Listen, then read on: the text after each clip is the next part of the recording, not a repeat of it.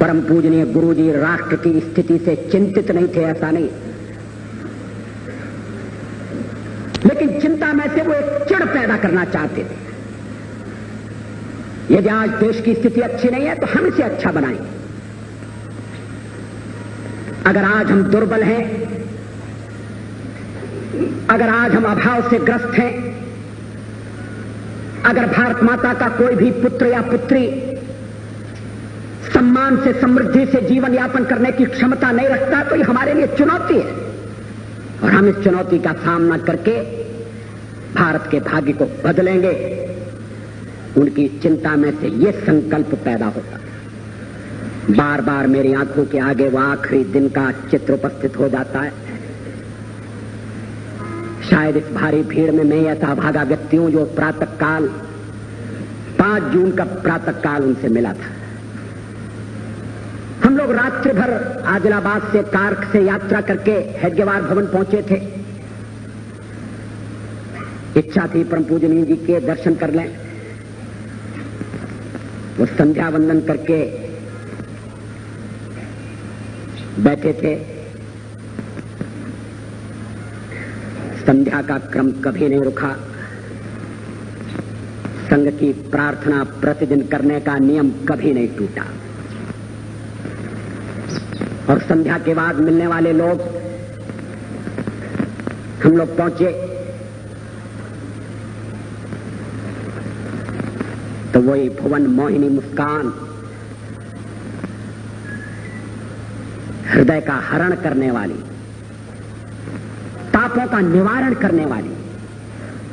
व्यक्ति कितना भी दुखी हो, थका हो, चिंतित हो, एक बार परम पूजनीय गुरु जी के सानिध्य में पहुंच गया और उनकी दृष्टि पड़ी तो लगा सारी थकान मिट गई। उस दिन भी तबीयत बहुत खराब थी। उन्हें देखने वाला हर व्यक्ति नहीं समझ सकता था, मगर कुछ लोग समझ सकते थे। डॉक्टर आबाजी थत्ते मौजूद थे, लेकिन उन्होंने सबसे परिचय प्राप्त किया। आज इलाहाबाद से आए हैं, ये कौन है? अच्छा, वहां मुलाकात हुई थी, मैं तुम्हारे घर पर ठहरा था। इकबाल स्वयं सेवक का नाम क्या है? हम लोग जनसंघ के कार्यकर्ता थे। कैसा कार्यक्रम हुआ? फिर जब एक डॉक्टर का परिचय कराया गया तो उन्होंने कहा, आप कौन से डॉक्टर हैं? मैं एक ऐसे डॉक्टर को जानता हूं जो किसी मरीज को देखने के लिए गए और डॉक्टर ने मरीज से पूछा, बताओ तुम्हें क्या तकलीफ है? तो मरीज बिगड़ गया। कहने लगा, अगर तकलीफ आपको ही बताना है और मुझे ही बताना है तो फिर आपकी क्या जरूरत है? आप डॉक्टर हैं, आप बताइए मुझे क्या तकलीफ है।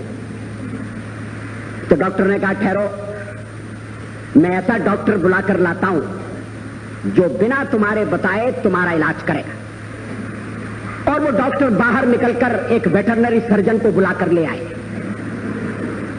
एक जानवरों के डॉक्टर को बुलाकर ले आए। कहने लगे कि ये तुम्हारा इलाज कर सकते हैं, इनके मरीज को कुछ बताने की जरूरत नहीं पड़ती, ये स्वयं सब कुछ समझ लेते।